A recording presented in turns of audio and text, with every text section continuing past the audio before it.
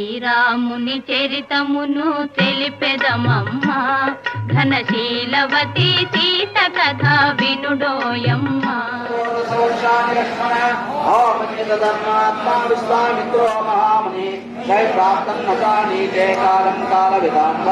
విశ్వామిత్రో మహాతేజాకిమనవయోపదక్షణ దేహధర్మం గతస్యాస్య పరిశ్రాంతస్య లక్ష్మణ అవిద్రుప్తస్య కామేషో కామం జంతునిహారసి నచ రోషవసంతారాగంతుం హర్ష లక్ష్మణ నిశ్చయాత్మవిజ్ఞాయ సాసా ప్రాకృతో యథా సత్వయుక్తా పురుష తద్విదా పురుషశవ అమృషరోషస్య సాసాయాంతి వశ్యత ప్రసాదే త్వాం ధర్మజ్ఞా సుదేవార్తే సమాహితా మహాతో సముత్పన్నా సంరభ్యత్యజితామయం రుమామాం కవిరాజ్యాం చ ధనధాన్యవసూని చ రామప్రియార్థం సుగ్రీవాస్యేతి మదర్మమ సమాదేశి సుగ్రీవాసీతియాసారాగవం శాంతమివ రోహిణ్యా నేత్రా రావణం రణే శతకోటిసాహస్రాణి లంకాయాం కిల రాక్షసాం ఐతాని త్రింశత్ సంవత్సరాణి శతాని చ ఆత్వాతాం చతుర్దశాన్ రాక్షసాన్ కామరూపిణః అసంఖ్యో రావణో హంతుం येन सा मैत्रीयुक्ता येन सख्या रणे हंतुं असायेन लक्ष्मण रावणक्रोरकर्णाचां सुग्रीवेण विषेदतः एवम् आज्ञातवान् वाली साध्यज्ञो हरीश्वर आगमस्तु न मे व्यक्ता श्रवणात्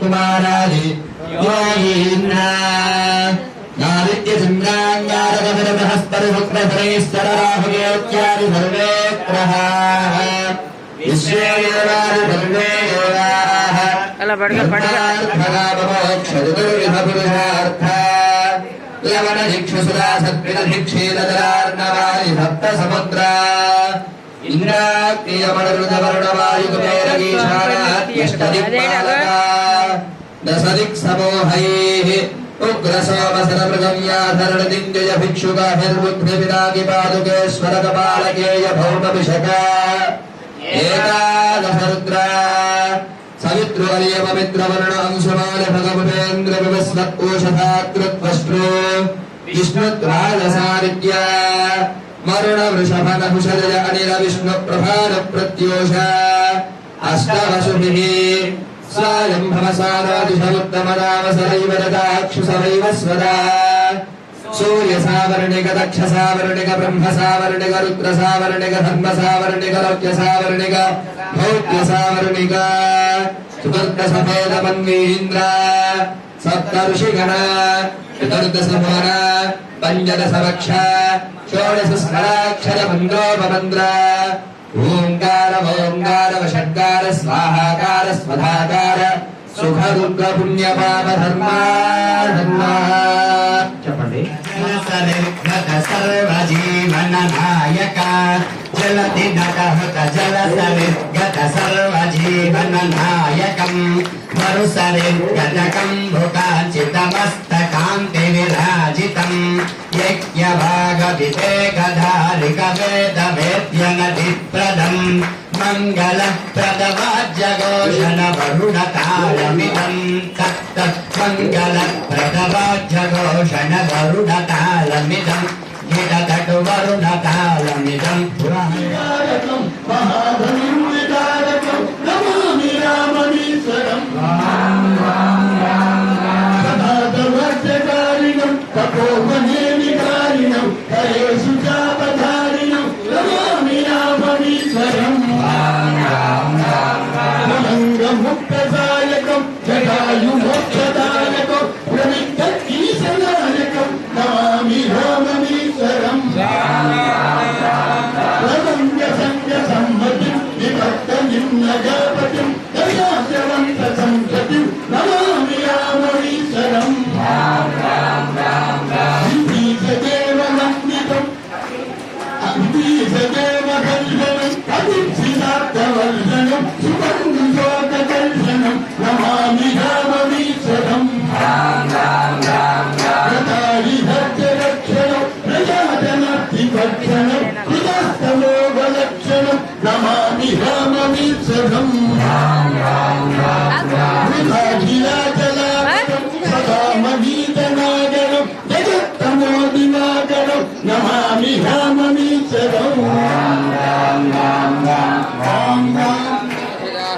तत्र तत्र ध्रुवेनाद्यमादाय सम्पूर्य एकं त्रीणि चत्वारि दक्षिणपूर्वदेशे ओं भग्नये स्वाहा द्वे त्रीणि चत्वारि उत्तरपूर्वदेशे ओं सोमाय स्वाहा मध्ये अग्नये स्वाहा इदमग्निमुखं सर्वत्र साधारणं कृत्वा कर्मणयः प्रदानाहृतयः तस्मिन् कर्मणितायेव हुत्वा त्वमग्नेत्युभिरिति सूतदोषोपहरणार्थं श्रवेणाद्यं हुत्वा दक्षिणे स्वमभ्यस्वमस्वनस्वरि त्वं वनेभ्यस्त्वमौषधेभ्यस्त्वं नृणान् नृपते जागतेषति स्वाहा मदो देव अवन्तरायता विष्णुर्विचक्रमे पृथिव्याः सप्तनामभिः स्वाहा इदं विष्णुर्विचक्रमे त्रेधा निदधे पदम् समूढवस्य बागुसुरे स्वाहा त्रीणि पदा विचक्रमे विष्णुर्गोपादाभ्यः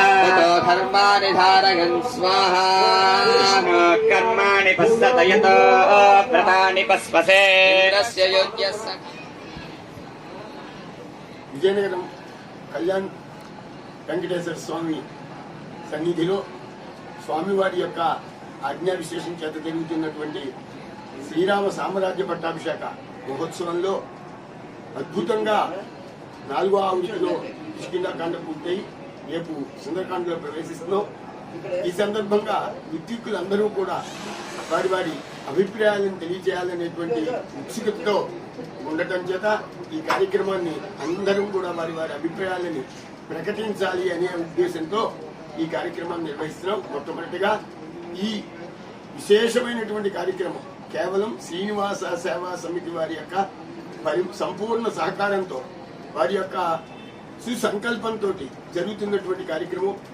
విద్యుక్కుల కంటే కూడా ఎంతో భక్తి శ్రద్ధలతో భక్తులు పాల్గొంటున్నటువంటి కార్యక్రమం ఇది ప్రథమం అని చెప్పచ్చు. ఇలాంటి ఈ కార్యక్రమంలో విశేషంగా భక్తులందరూ పాల్గొని వారి వారి యొక్క అభిప్రాయాలను కూడా తెలియచేయాలని మేము ఆశిస్తున్నాం. జై శ్రీరామ్.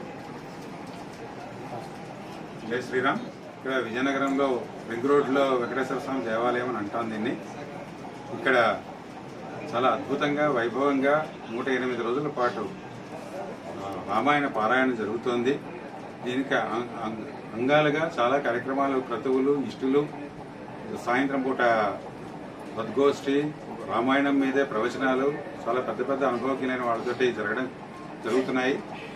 అయితే రింగ్ రోడ్లో ఉండే వెంకటేశ్వర స్వామి కోవిలికి ఒక ప్రత్యేకత ఉంది. ఇక్కడ శ్రీనివాస సేవా సంఘం అని ఒక సంఘం ఏర్పాటై వాళ్ళందరూ నిజంగా సేవా సంఘం అన్న పేరుకి కరెక్ట్గా తగినట్టుగానే వాళ్ళందరూ ఉంటూ క్రమశిక్షణతోటి శ్రీధర్ గారి ఆధ్వర్యంలో వాళ్ళందరూ ప్రవర్తిస్తూ ఈ కార్యక్రమానికి ఉదయం నుంచి రాత్రి దాకా, ఉదయం 4 గంటలతో ప్రారంభమవుతుంది, రాత్రి 9 గంటల దాకానో అవుతూనే ఉంటుంది. వస్తున్న భక్తులని అందరినీ కూడా ఆదరిస్తూ చాలా చక్కటి కార్యక్రమాలు నిర్వహిస్తున్నారు.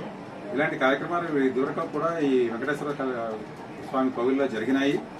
ఇలాంటివి నా భూతో నా భవిష్యత్తు. విజయనగరానికి నిజంగా ఈ కోవిల ఒక ఆదర్శప్రాయమైన కోవిలుగా, ఆలయం కోవిలానను వెంకటేశ్వర స్వామి ఆలయం ఒక ఆదర్శప్రాయమైన ఆలయంగా ఉంటుంది. ఎప్పుడూ దీనికి ఆ ప్రత్యేకత ఉంటుంది. ఇలాంటి కార్యక్రమాలు ఇంకా ఎన్నో ఎన్నో భగవన్ నిర్ణయంతో భక్తుల విశేషం ఏంటంటే ఇందులో రామాయణ పారాయణ అనేది జనరల్గా 10 మంది 15 మందితో కూర్చొని చేయడం అనేది ప్రతి చోట చూస్తాము. ఇక్కడ భక్తులు పాల్గొనడం, వాళ్ళు వీళ్లతో పాటుగా ఋత్విక్కుల కంటే కూడా ఒక రకంగా చెప్పాలంటే చాలా స్పష్టంగా చక్కగా చదవడం అనేది జరుగుతోంది. నిజంగా చాలా ఉదాహరణ విషయం ఇది. ఇలాంటి కార్యక్రమాలు ఇంకా ఎన్నో ఎన్నో జరగాలి. శ్రీనివాసుడు మనకు ఆ అవకాశాన్ని కల్పించాలని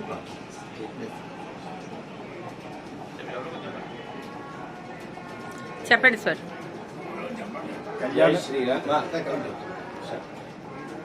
విజయనగరం కళ్యాణ వెంకటేశ్వర స్వామి దేవాలయంలో 108 రోజులు మహాసామ్రాజ్య ప్రకాశన కార్యక్రమం జరగడం, అందులో మేము పాల్గొనడం, 108 రోజులు కూడా పారాయణ చేయడానికి మా పూర్వజన్మ సౌకర్యంగా భావిస్తున్నాం.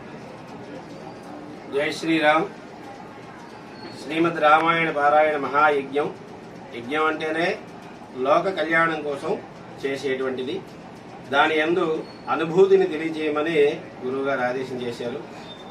అనుభూతి అంటే భగవద్ విషయంలో ఎప్పుడూ కూడా మూగవాడికి బెల్లం ముక్కిచ్చి ఎలా ఉందో చెప్పండి అంటే ఏ విధంగా వాడు ఆశ్చర్యపడతాడో, పాపం చెప్పలేనటువంటి పరిస్థితితో ఈ రోజు అటువంటి పరిస్థితి ఇక్కడ నెలకొన్నటువంటిది మాకన్నమాట.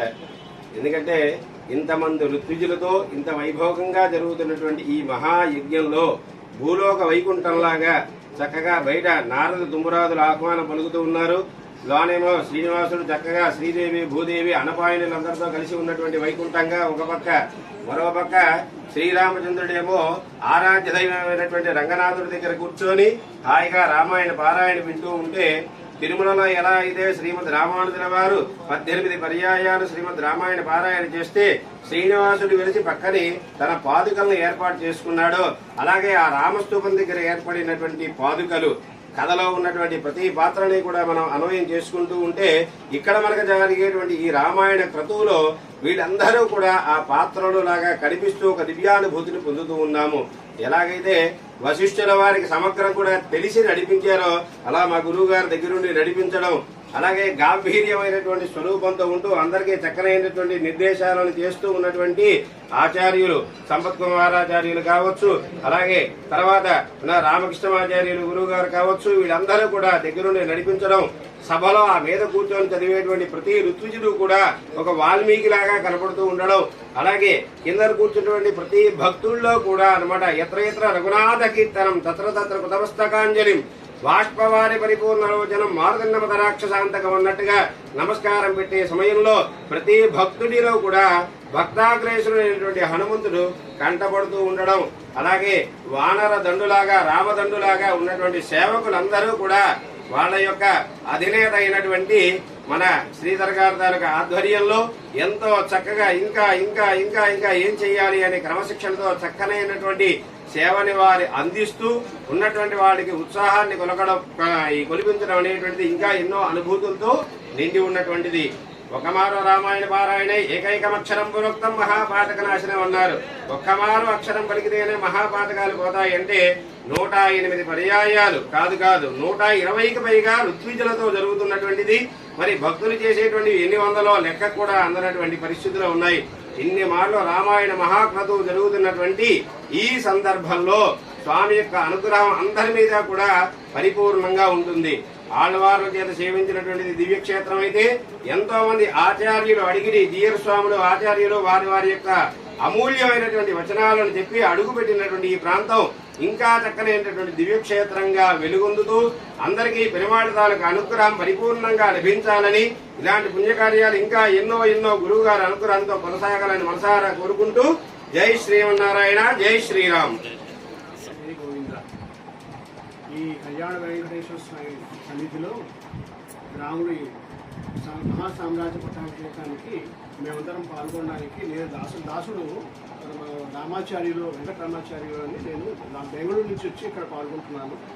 ఈ పారాయణలో రామాయణ పారాయణలో నాకు ఈ అవకాశాన్ని ఇచ్చినందుకు యాజమాన్యానికి, ఈ సంపత్ కుమారాచార్యులు అయ్యవర్ణం గారికి వీళ్ళందరికీ కృతజ్ఞుడై ఉన్నాను. ఇలాంటి ఇంత గొప్ప సామ్రాజ్య పట్టాభిషేకం నా భూతో భవిష్యత్తు అన్నట్టుగా జరుగుతుంది.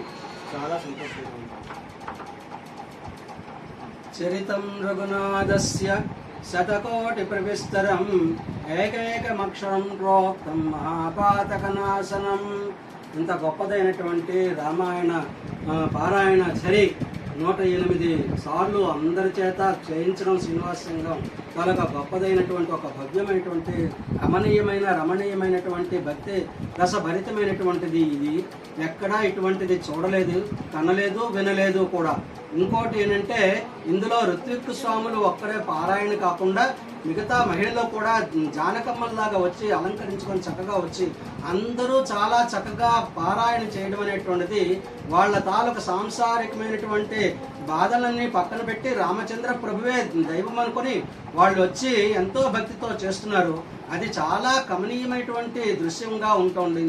అటువంటిది అదే కాకుండా సాయంత్రం ప్రవచనాలు కూడా ఎక్కడెక్కడి నుంచో తెప్పించి అందరి చేత చెప్పించడం అనేది చాలా గొప్పదైనటువంటి విషయము.